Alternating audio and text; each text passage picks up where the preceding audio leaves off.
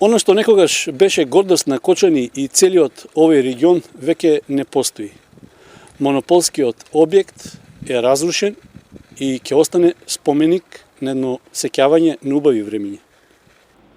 Уште на самиот влез во кругот на поранешниот Југотутун може да се забележи запуштеноста, како знак од и подолг период овде нема никакви активности, освен на оние кои влегуваат со намера да си земат нешто што не им припаѓа. Таблата на која пишува дека ова е откупен центар за тутун на Струмица табак стои како потсетување за неуспешниот премин на поранешниот општествен капитал во приватен. На портирницата нема никој, а внатре инвентарот заедно со прозорците и вратата се целосно уништени. Слично е и со службените возила што останале во кругот на монополот. Скоро сите делови што можеле да се извадат се веќе однесени. Во објектите во кои со децении се откупуваше и складираше тутунот, забележливи се интервенции на човечка рака, но во негативна конотација. Лимениот кров одамна е украден, па сега откупниот пункт зјае кон небото исполнет со отпадоци од стаклена волна. Ниту печките што служеа за сушење на тутунот не поминале подобро. Целосно се оштетени, а кратците почнале да ги вадат вредните делови, па и металот од нив. Расфрлани се парчиња изолација низ сите простории.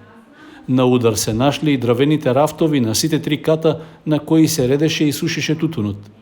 Стаклата на прозорците одамна се искршени, а вратите ги нема, или на лицата кои влегуваат со лоша намера им служат како носила за изнесување на дравените греди од внатрешноста. На кровот веќе се искршени повеќе керамиди, па тој протекува. Прашање на време е кога носечките греди и дравениот пот ќе изгнијат и ќе се срушат во внатрешноста. Ниту управната зграда не е во подобра ситуација. На сите страни има расфрлани документи, книги, фотографии, евиденција за предаден тутун. Посебна приказна е електричната, водоводната и инсталацијата за парно греење. Целосно е откорната, а на местото каде поминувале каблите и цевките сега има само канали во ѕидовите.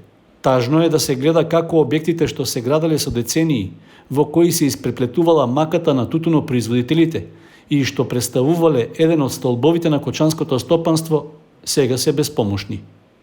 Очигледно судбината на некогашен атом, поранешен автотранспорт од Кочани го снајде и Југотутун. Ако наскоро нешто не се преземе да се заштитат овие објекти, од нив наскоро ќе останат само ѕидини.